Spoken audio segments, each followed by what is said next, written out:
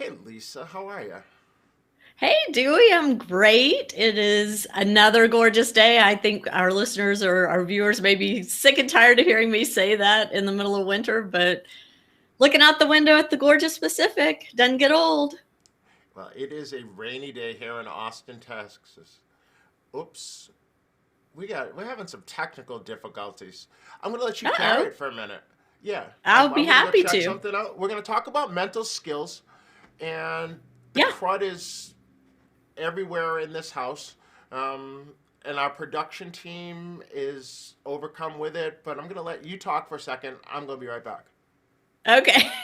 And I'm sorry that y'all are all sick. That just stinks. But yeah, we're going to be talking about mental skills today and the importance of helping our children learn how to handle what happens between their ears when they're playing tennis, not just on the match court, but also on the training court, and how we as parents can help our kids become better at staying calm, at staying collected, at remembering the game plan, at executing the game plan. And all of this can be achieved simply by having the mental skills ourselves to model that positive behavior for our children. And what I mean by that is really staying present when we're having conversations with our kids and making sure that we're looking them in the eye and we're focusing on what they have to say. And I know that sounds really symptomatic. It's not.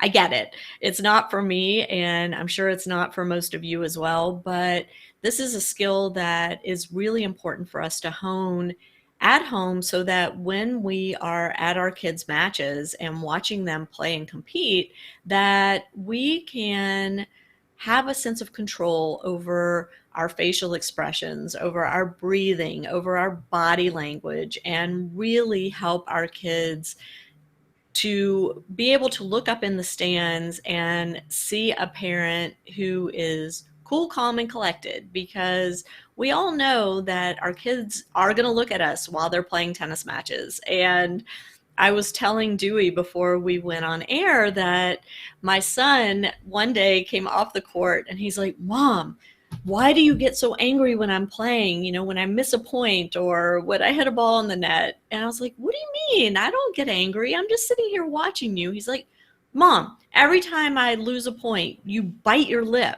and I see you and I know that means you're mad.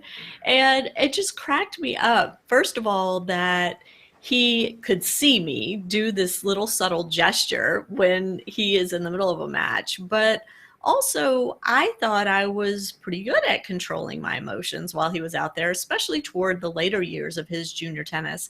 And come to find out, I really wasn't that good at all. So it was a good lesson for me to learn. And even now, my husband and my son both pick up on those subtle facial ticks, I think, or tells that I have. And so I'm really still trying to learn how to do a better job at not wearing every emotion on my face or in my gestures, and rather maintaining, my breathing and maintaining a neutral expression and really focusing on what the other person is saying.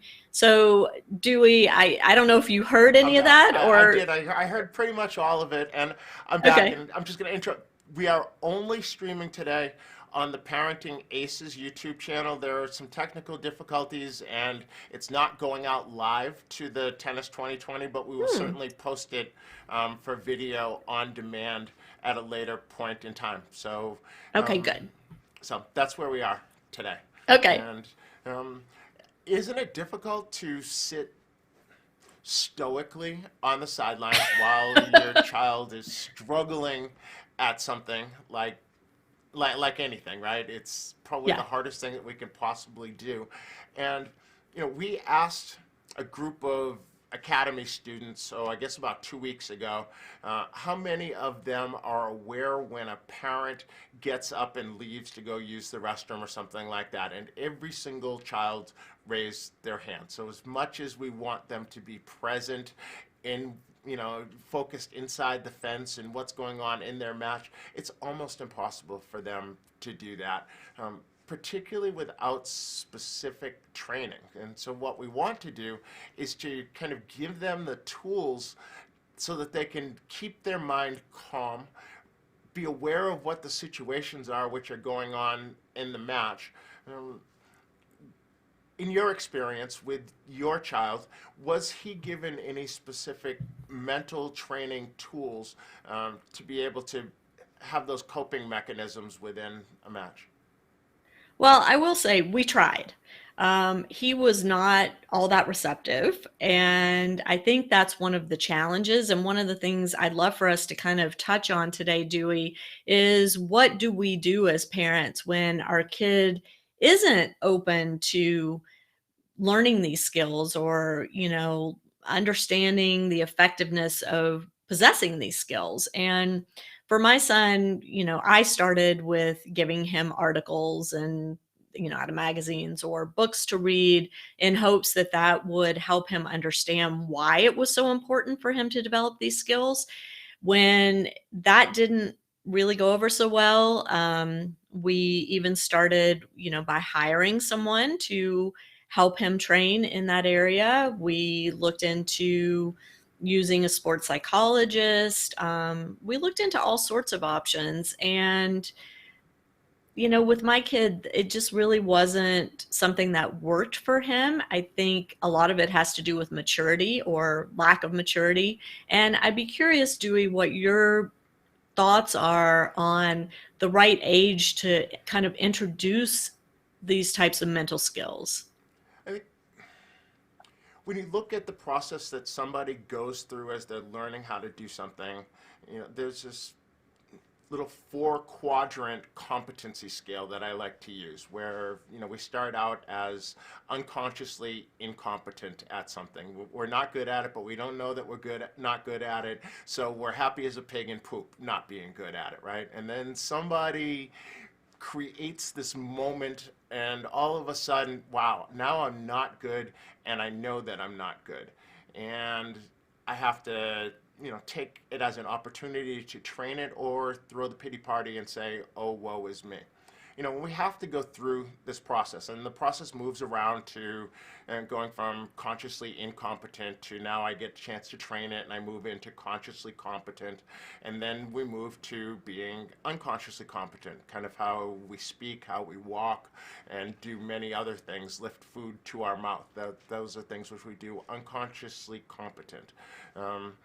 And developing mental skills is the same process, right? We have to first be aware that we're not really good at those skills, and then we have to train those skills and then go through this whole process. And that just takes time. And what we want is we want players to be unconsciously competent at those things. Jim Lair has this famous 16-second cure. There are other sports psychologists who have mental trainings.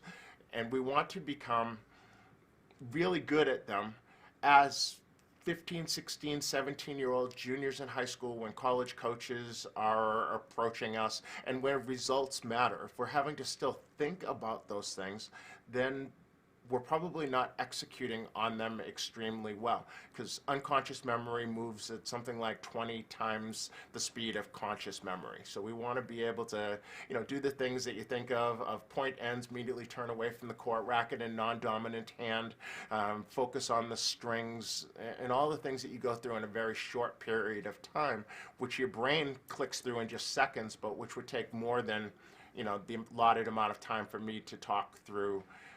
So want to start right away. And maybe even while we still have some influence on our kids, right? As they get to be teenagers, we lose influence on them. All of a sudden, parents don't know anything at all. So I think starting from a very early age, and as you've talked to undoubtedly countless people on the subject, what's the general verdict been from those that you've spoken with? Well, I mean, I think it's the same. I think most parents feel a bit frustrated when they are sitting on the sidelines and seeing their kids miss balls that they make 1,000 times in practice, but somehow in the heat of competition, they can't hit the ball over the net, or their feet look like they're in cement when in practice they're, quick as rabbits around the court. And I think it's really important for us as parents to take a step back and analyze and understand what is happening on the court. That it doesn't mean that our child isn't hitting enough balls in practice. It doesn't mean that they're not working hard enough or that they don't want it badly enough. It may simply mean that they just don't have the tools in their toolbox to stay focused point after point after point, to close out matches, to stick to a game plan, to remember to perform those between point and side change rituals. And these are all things that need to be practiced the same way that they're practicing forehands and backhands and volleys and overheads and serves.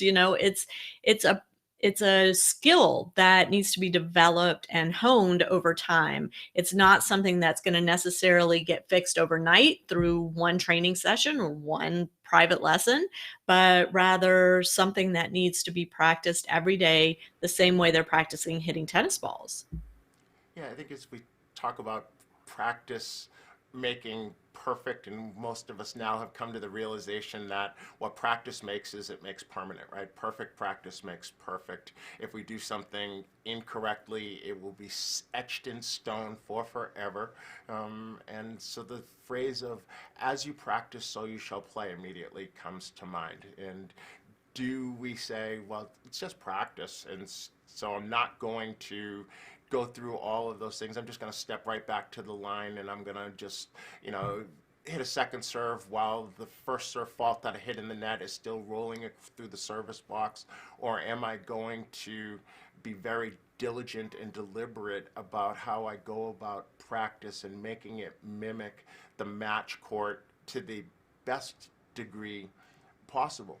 And having those skills in place in practice and utilizing them is a huge component. I like to think that the tournament court is if we're talking about economics, it's a lagging indicator, right? So where we see things on the tournament court is generally 4 to 6 months behind where we'll see it on the practice court, particularly the private lesson court. So we do things and we execute them.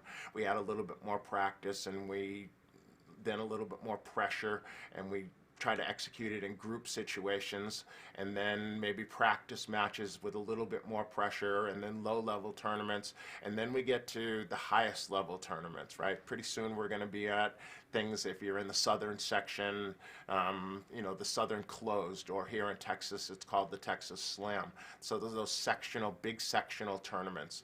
And so we need to be putting in the work now in February, March, and if we want that to even come close to showing up come June. Right. And I want to say, Dewey, that, from the parent side of things, and, you're talking about this from the coach's perspective, and I get to talk about it from the parent's perspective, which is nice to have that balance. But I remember saying to my son's coach periodically, look, I don't care if he comes for a private lesson and doesn't hit a single tennis ball. If you use that hour to work on the mental side of the game with him, that's awesome for me. Even if it's just him dumping all the stuff that's stressing him out about school or social life or me or playing tennis, whatever it is, just having kind of that therapy session for the hour instead of hitting tennis balls is equally, if not more, valuable at certain stages of your child's development. And I think as parents, we need to understand that the value of a lesson isn't solely based on how many tennis balls they hit or how many practice sets they get to Say play. that again? Can you repeat that again for all the other parents out there that worry about how many balls their kids are hitting? I really do believe that. I believe that as much value can be had from our kids practicing the mental skills necessary to compete well as hitting tennis balls. And I'm not saying, of course, that every single lesson should be spent talking about how to manage stress or, how to bring the focus back to the here and now, but is certainly appropriate for every few lessons to include at least 15 minutes of conversation around those issues, if not more, if not the whole hour. And especially for kids that are in later middle school, high school years, they've got so much going on, not just with their tennis, but their bodies are changing, their hormones are raging, they've got all of these concerns. And now with social media, I mean, luckily I dodged that bullet. Social media came, after my kids were through their formative years. But now, I mean, you add that in the mix, these kids have a lot of pressure and stress, and we've got to help them learn how to manage that. I mean, my God, I read another obituary of a young person today who took their own life. I mean, our kids are living in stressful times. We have to teach them how to manage that stress, we as parents and we as coaches. And tennis is such a great outlet for that. I mean, there's so many opportunities with that one-on-one interaction with a coach and with that one-on-one time with a parent when you're traveling to a tournament or staying in a tournament hotel, having conversations around things that just help our children manage the craziness that is life today. So, Dewey, I think And what sometimes the you coach coaches can are be doing, that, yeah, sometimes the coach can be absolutely. that person where maybe the issue is something which is happening with parents. I think all pretty regularly, I'm in a pretty big tennis program. We'll hear someone going through something and it's about their parents are getting divorced and they don't know, and kids taking responsibility for that and believing that they're the reason for their parents divorcing. And it shows out in a lot of really confusing ways. And if we're not really in tune to our kids and the things that are going on outside of them hitting forehands cross court and serves up the tee, then we're missing what probably could be that key catalyst to unlocking improved performance, right? And the mental part of it and what's weighing on someone's mind. And or it could be something as simple as here's a perfectionist kid and they got an A minus on a minor math quiz that day, Yeah. and you got to talk them off the ledge for however long before you get anything out of practice, right? If it's true that Right. as you practice is how you're going to play, we got to get good Yeah. practice out of them. And what I think is so cool about teaching these mental skills through tennis is it provides them a tool that not only works on the tennis court, but also works in the classroom, also works in social settings, also works in conversations with siblings or parents. And so, we all talk about tennis as a metaphor for life. This is one of those times where this is a concrete skill, teaching our kids how to go back to the ritual, how to practice deep breathing, how to take a beat and, not react immediately to the loss of a point or to a bad line call, but rather to take a breath, count to 10, and then have a measured reaction to what just happened, as opposed to an immediate reflex reaction that might not serve them so well. So, all of these skills can be honed, should be honed, and are things that we as parents and also coaches need to practice and get really good at so that we can help our kids perform at their best when it counts. you know, you look at a tennis match and you can almost guarantee that each person will win at least 45% of the points, right? So I watched a match on television yesterday, I think it was, and the player who won the match had won two fewer points than the player who lost. So you can pretty much guarantee. I think that one of the greatest years, Andy Murray, a few years ago, won 53% of the points, finished number one in the world. So if we can say, all right, so 45 for each person, and then there's another 10% of points, which are up for grabs, essentially. And if the mental skills can give you an edge in winning more of that 10% of points than the other person, winning percentage is going to go through the roof. And this is one of those little small things which can make a huge difference. That staying in the present and not worrying about the fact that, man, I'm choking again. I've been up 5-3 in a set, several times in the last couple of tournaments, and I keep choking them away, and now I was up 5-3, and now it's 5-4, and I'm choking again. Well, that's not the present. I think those of us who have played tennis have all had those moments that we have reflected back on, and look and say, oh, here we go again. And it's Yeah. oh, here we go again, right? Yeah, that's me.